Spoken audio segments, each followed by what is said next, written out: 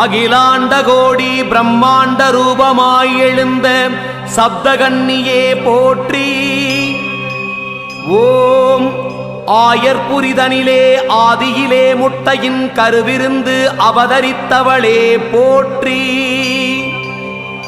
ஓம் இடையகோட்டை வந்தமர்ந்து இகபர சௌபாக்கியம் தருபவளே போற்றி.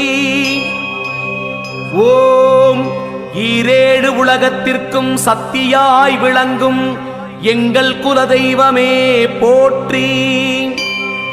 ஓம் உத்தமனார் மங்களரிசி பூஜைதனை ஏற்று உத்தரவு தருபவளே போற்றி.